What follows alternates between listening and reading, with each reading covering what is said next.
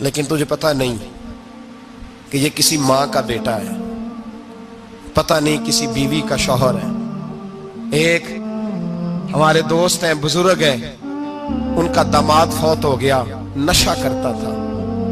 تو میں تعزیت کرنے ان کے گھر پہنچا تو کھڑے ہو گئے ہاتھ باندھ کے، کہنے لگے حضرت صاحب باقی ساریاں گلاں چھڑ دیو، صرف نشے تے تقریر کریا کرو۔ وہ جب جیتا تھا تو تب بھی اس کے بچے یتیم ہی تھے، یتیم ہی تھے۔ میری بیٹی جب میرے گھر آتی تھی اور میں اپنے پوتوں کے اترے کپڑے اسے پہننے کو دیتا تھا تو میرا کلیجہ پھٹتا تھا۔ اور میری بیٹی اس کی زندگی میں بھی بیوہ کی زندگی گزار رہی تھی، وہ میری بہوؤں کے اترے ہوئے کپڑے پہنتی تھی۔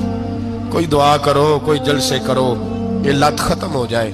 اور کہنے لگا اب میرے وہ چلا تو گیا ہے، دادا دادی اس کے پہلے کوئی نہیں، چچا ہے کوئی نہیں، جب تک تو میں زندہ ہوں ان نواسوں کو کوئی روٹی کا لقمہ، کوئی کپڑا مل جائے گا۔ لیکن سوچتا ہوں میں بوڑھا ہوں، مر گیا تو ان کو کوئی پوچھے گا بھی نہیں، کون ان کی خبر۔ اتنا ظلم اس قوم سے، اتنی زیادتی، اور آرام سے لکھ کر لوگ گزر گئے کہ یہ 70 لاکھ ہے، ان کا درد تو سمجھو، تکلیف تو سمجھو۔ 7 فٹ کا سونا جوان اور نشے کا عادی ہے تو کسی نالی میں پڑا ہوا ہے۔ اور میں نے کہا اس قوم کے ساتھ اس سے بڑا بھیانک مذاق کیا ہوگا۔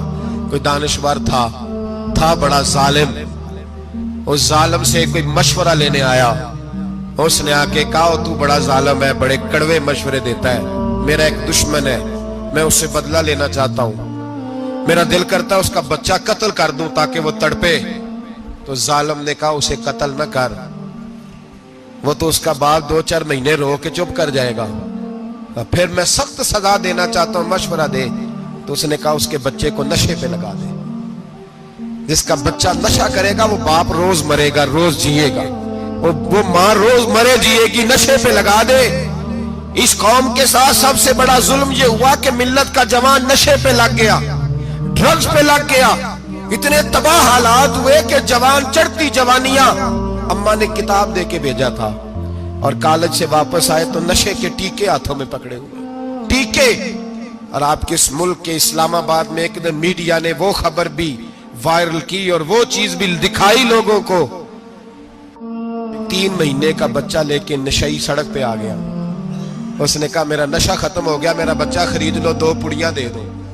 تو وہاں بیبیاں جو سن رہی تھی وہ بھی چیخیں مار کے رو رہی تھی۔ یہ ظلم کیا اس قوم کے ساتھ، اور کرپشن کی لعنت نے اجازت دی سپلائی کرنے والوں کو کہ گلی گلی بیچے، گلی گلی۔ انہوں نے کچھ تھوڑا ظلم نہیں کیا ان حکمرانوں نے، اور ہماری اپوزیشن اس کو نہ صرف اتنا پتا ہے کہ یہ جائیں اور ہم آئیں، اس سے زیادہ کوئی غرض نہیں۔ بھائی کرپشن کے خلاف نکلے ہو تم، نشے کے خلاف کس دن نکلو گے؟ جوئے کے خلاف کس دن؟ قوم تو مر رہی ہے نشے سے، اس کے خلاف میدان میں کب آؤ گے؟ صرف اتنا ہے کہ یہ جائیں اور ہماری باری آئے، اس سے زیادہ کچھ نہیں۔ جتنے مجرم وہ ہیں اتنے ہی تم بنتے جا رہے ہو، اس لیے کہ اصل بات پر نہ وہ آتے ہیں اور نہ اصل بات پر یہ آتے ہیں۔ بھائیو میرے نبی پاک صلی اللہ تعالی علیہ وسلم، اور ایک اور تماشا ہے، یہ میرے پہ اللہ کا یہ احسان رہا، اس لیے نہیں کہ میں پرہیزگار آدمی ہوں، نیک ہوں، اس لیے نہیں، ویسے ہی اللہ بعض اوقات اسباب بناتا ہے، سبب بناتا ہے۔ مجھے نہ شراب کے رنگ کا پتہ ہے، نہ اس کی خوشبو کا پتہ ہے، نہ میں نے کبھی زندگی میں دیکھی ہے، یہ کرم ہے میرے حضرت صاحب کا، میں نے نہیں دیکھی، مجھے نہیں پتا کیسی ہوتی ہے، کچھ باتیں میں نے سنی ہیں۔ ایک محفل میں بیٹھا تھا مجلس میں، تو ایک شخص نے کہا کھانسی نہیں جاتی بچے کی، دوسرا اس کو مشورہ دے رہا ہے، کھانسی نہیں جاتی، بڑی دوائی دیسی بھی فلاں بھی بڑی کھائی، مشورہ دیا اس کو کہ تو اس طرح کر، اس کو نا شراب کے 2-4 چمچے پلاؤ، کہتے ہیں جی اس کو نا یہ پلاؤ تو صحیح ہو جائے گی۔ تو میں نے پلٹ کے اس کی طرف دیکھا، میں نے کہا کوئی عقل کر، کیا مشورہ کر؟ مولانا میرا تجربہ ہے۔ میں نے کہا تیرا تجربہ افضل ہے یا رسول اللہ کا فرمان زیادہ افضل ہے؟ تیرا تجربہ افضل ہے۔ حضرت ام سلمہ رضی اللہ تعالیٰ عنہ کہتی ہے میں نے عرض کی یا رسول اللہ صلی اللہ علیہ وسلم میری بچی بڑی بیمار ہے، تو مجھے کسی نے کہا ہے یہ تھوڑی سی نشے والی چیز ہے، یہ بنا کے تیار کر کے دو، صحیح ہو جائے گی، بیمار ہے بچی تو یہ نشے والی چیز ہے، اس کو تیار کر کے دو، تھوڑا نشہ ہے۔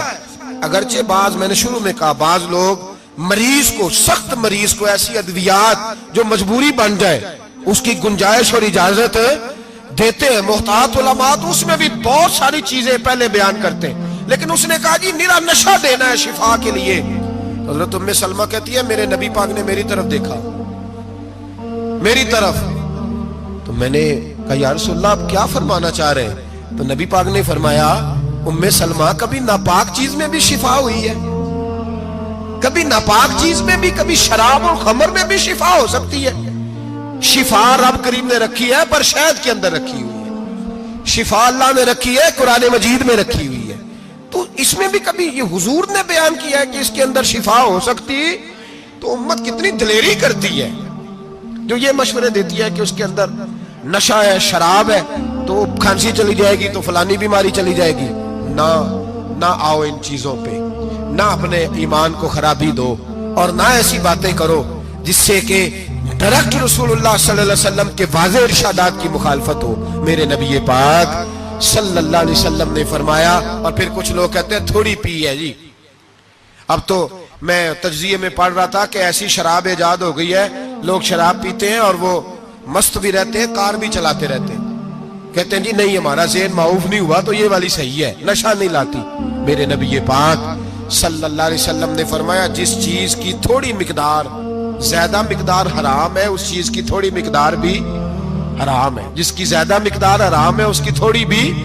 تو خمر اور شراب اگر فل پینا جائز نہیں تو تھوڑی پینا بھی جائز، یہ حرام ہے اور حرام تھی اور قیامت تک حرام ہی رہے گی۔ میرے نبی پاک صلی اللہ علیہ وسلم نے منع کیا اور حضور نے اظہار ناپسندیدگی فرمایا، فرمایا 40 دن تو عبادت ہی قبول نہیں ہوتی شراب پینے والے جب تک سچی توبہ نہ کرے۔ ایک دن صحابہ بیٹھے تھے سارے، حضرت ابو بکر صدیق بھی تھے، فاروق اعظم بھی تھے، عثمان غنی بھی تھے، ڈھیر ساری تعداد تھی صحابہ کی، سارے تشریف فرما تھے۔ حضرت عبداللہ ابن عمر رضی اللہ تعالیٰ عنہ حدیث کے راوی ہیں اور مستدرک للحاکم کے اندر، ابن حبان کے اندر یہ روایت موجود ہے۔ فرماتے صحابہ نہ بات کر رہے تھے، اور بات یہ کر رہے تھے کہ یار لوگوں کو گناہوں سے کیسے روکا جائے، لوگوں کو گناہوں سے گفتگو صحابہ یہ کر رہے تھے۔ عبداللہ ابن عمر کہتے ہیں بیٹھے تھے اور یہ گفتگو کر رہے تھے کہ گناہوں سے پلاننگ یہ ہوتی تھی، ان کی جو محفلیں ہوتی تھی نا بیٹھ کے، وہ خوش گپیاں نہیں ہوتی تھی بلکہ وہ تبلیغ کی، جد و جہد کی، لوگوں کو برائی سے منع کرنے کے لیے بیٹھتے تھے، اس پر منصوبہ بندی کرتے تھے، پلان کرتے تھے، آگے ترتیب دیتے تھے۔ گفتگو ہو رہی تھی تو اب آپس میں بات ہونے لگی کہ کون سا گناہ زیادہ برا ہے جس پر سب سے پہلے کام کیا جائے۔ تو دور ایک صحابی بیٹھے تھے، ان کا نام تھا عبداللہ ابن عمر، ایک عبداللہ بن عمر ہے اور ایک عبداللہ ابن عمر ہے۔ حضرت عبداللہ ابن عمر دور بیٹھے تھے، بڑے سمجھدار سیانے باریک بین آدمی تھے۔ تو حضرت عمر فاروق اپنے بیٹے سے کہنے لگے جا عبداللہ ابن عمر سے پوچھ کے آ کہ سب سے سخت گناہ کون سا ہے۔ توجہ ہے میرے بھائیوں، ادھر دیکھیے گا میری جانب، پوچھ کے آ کہ سخت گناہ کون سا ہے۔ عبداللہ بن عمر رضی اللہ تعالیٰ عنہ کی خدمت میں جب عبداللہ ابن عمر گئے تو جا کے کہنے لگے کہ صحابہ پوچھتے ہیں کہ آپ نے زیادہ وقت گزارا ہے نبی رحمت صلی اللہ علیہ وسلم کے پاس، تو بتلائیے برا گناہ کون سا ہے، سب سے سخت گناہ، تاکہ سب سے پہلے اس پر پابندی لگائی جائے، اس پر محنت کی جائے۔ تو حضرت عبداللہ ابن عمر کہنے لگے صحابہ کو جا کے بتا دو کہ سب سے برا گناہ شراب پینا ہے، سب سے برا گناہ، اور یہ ام الخبائث ہے، برائیوں کی جڑ ہے، گناہوں کی ماں ہے، یہ بنیاد ہے، باقی گناہ اسی سے شروع ہوتے ہیں۔ کہتے ہیں میں نے آ کے بتایا تو حضرت ابو بکر صدیق رضی اللہ تعالیٰ عنہ سیدنا فاروق اعظم کہنے لگے خود جاتے ہیں، ان کے پاس خود جاتے ہیں، چونکہ ہم نے بات سننی ہے ہم خود جاتے ہیں اور ان سے جا کر کے سوال کرتے ہیں کہ اگر آپ کو اس تفصیل کا پتہ ہے نا تو اس کے پیچھے بھی کوئی تفصیل ہوگی جو میرے نبی پاک نے بیان کی ہوگی صلی اللہ تعالی علیہ وسلم، اس تفصیل کا بھی آپ کو پتہ ہوگا جو نبی پاک نے بیان کی ہوگی، اس بات کے پیچھے جو بیک گراؤنڈ ہے، جو پس منظر ہے۔ فرماتے ہیں کہ ہم اٹھے، عبداللہ ابن عمر کے پاس گئے، ان سے جا کے پوچھا کہ جناب آپ نے یہ تو فرمایا ہے شراب ام الخبائث ہے، تو اس کے پیچھے پس منظر کیا ہے؟ تو عبداللہ ابن عمر کہنے لگے یہ میں نے اپنے پاس سے نہیں کہا، یہ میں نے نبی پاک سے سنا ہوا ہے۔ हुजूर सैयद आलम सल्लल्लाहु अलैहि वसल्लम बैठे थे तो हुजूर ने फरमाया शराब, ये नशा, ये बुराइयों की माँ है। और फिर हुजूर ने एक मिसाल बयान फरमाई। नबी रहमत अलैहिस्सलाम ने फरमाया बनी इसराइल का एक वाकया है।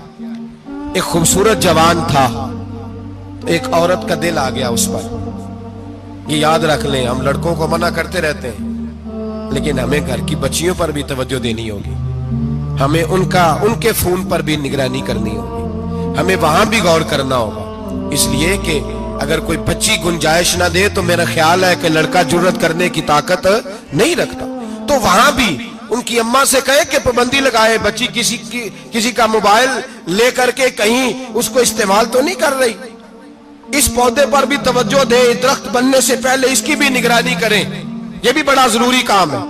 औरत का दिल आ गया तो नबी पाक अलैहिस्सलातु वस्सलाम फरमाते उसने कोई बहाना लगाया, किसी को कहा कि उस नौजवान को बुला के लाओ, उसको कहो कि हमने कोई गवाही लेनी है तुझसे। वो नौजवान आया, एक कमरे में दाखिल हुआ तो अगले कमरे में ले गए, वहां दाखिल हुआ तो उससे अगले कमरे में ले गई, वो दाखिल हुआ तो इसी तरह 7 मुकफ्फल कमरों में ले गई। मेरे करीम रसूल मेरे महबूब पाक अलैहिस्सलाम फरमाते हैं, सहाबा को समझा रहे हैं मीठे लबो लहजे में, फरमाते हैं जब सबसे पिछले कमरे में ले गई तो एक लड़का बंधा हुआ था वहां रस्सियों से, शराब का प्याला पड़ा हुआ था। और बीबी कहने लगी कोई गवाही शवाही नहीं लेनी, तुझे इसलिए बुलाया है कि तेरे ऊपर दिल आ गया है, अब मेरे साथ मुंह काला कर। तो वो जवान कहने लगा नहीं, मैंने अपने नफ्स को पाक रखा हुआ है, मेरी नजर भी पाक है, दिल भी पाक है, और उसकी बरकत यह है कि रब ने मेरी रूह को भी पाक रखा हुआ है, तो मैं ये हरकत नहीं कर सकता। पाक लोग पलीद कामों की जानिब तवज्जो नहीं करते, मैं ये हरकत नहीं कर सकता। इकबाल ने अपने बेटे को दुआ दी थी, उसने कहा था हया बाकी नहीं है जमाने की आंख में, खुदा करे कि रहे तेरी जवानी बेदाग, खुदा करे कि रहे तेरी जवानी बेदाग। कहा मेरे साथ मुंह काला कर, उसने कहा मैं नहीं करता। कहने लगी चल फिर इसको कत्ल कर, इसको मैंने बांधा हुआ। उसने कहा मैं कत्ल क्यों करूं, मेरी क्या दुश्मनी है। कहा फिर शराब पियो, कहा मैं शराब भी नहीं पीता।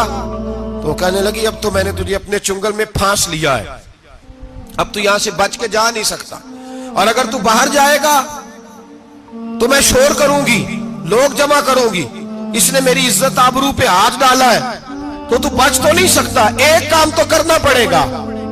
महबूब फरमाते उस नौजवान ने सोचा कि जिना भी बहुत बड़ा जुर्म है, कत्ल भी बहुत बड़ा गुनाह है, चलो अब मजबूरी है तो शराब पी लेता हूं। लेकिन वो समझा ना कि शराब तो बुनियाद है। उसने एक प्याला जो पिया, कहने लगा एक और दे दो, दूसरा पिया तो कहने लगा एक और दे दो। अब 3 प्याले 3 बोतलें शराब जो पी चुका तो खुमारी चढ़ गई। अब उस औरत के करीब जाने लगा कि मैं तेरे साथ जिना करूंगा। उसने कहा जब तक मैं करीब नहीं आने दूंगी जब तक तू इसे कत्ल न करे। उसने उसे कत्ल भी किया, जिना भी किया। तो महबूब फरमाने लगे ये कत्ल और जिना जो हुआ है तो ये शराब की वजह से हुआ है। गोया शराब वो जुर्म है जो कत्ल भी कराएगी, जो जिना भी कराएगी। और अगर आप नशई को देखें, अगर आप शराबी को देखें, तो क्या वो डकैतियां नहीं करता फिरता, वो चोरियां नहीं करता, वो अपनी ही माँ का जेवर नहीं बेच आता, वो अपनी ही बहन का पड़ा हुआ जहेज नहीं बेच आता, वो अपने ही घर में डाके नहीं डालता, वो अल्लाह के घर मस्जिद में आकर के चोरी नहीं करता। वो सिर्फ इसलिए करता है कि ये नशा, ये शराब, ये माँ है गुनाहों की, ये जड़ है। मिल्लत के लोगों याद रखो, इस उम्मत, इस पाकिस्तान के साथ जहां बहुत सारे जुल्म हुए, वहां बड़ा जुल्म ये है कि बहुत बड़ा तबका जवानों का नशे का आदी है। वो नशा इन्हें इश्क मजाजी और औरतों के इश्क की जानिब ला रहा है। वो नशा चोरियां करा रहा है, कत्ल करा रहा है, डकैतियां करा रहा है। बहुत बड़े जालिमों ने बहुत बड़े हाउस बनाए हुए हैं जिनके अंदर शराब फराम की जाती है, नशा दिया जाता है। मैंने तो ऐसे ऐसे लफ्ज सुने कि इलेक्शन के दिनों में वोट लेने की खातर सियासतदान इन्हें नशा फराम करते हैं, इन्हें बांध के रखते हैं, रोज तुम्हें पुड़िया मिलेगी, वोट हमें डालना। इतना जुल्म, इतनी ज्यादती, इतना जबर, एक इंसान के साथ खेलना। लौट आओ, पकड़ो इनका दामन, अपने घरों को बचाओ, अपने दोस्तों को बचाओ, جاگو جاگو امت کے لوگوں جاگو، میرے نبی پاک صلی اللہ علیہ وسلم کے کلمہ گو لوگوں کو بچاؤ۔ ان پر اگر سختی کرنی پڑتی ہے تو کرو، پیار کرنا پڑتا ہے تو کرو، محنت کرو۔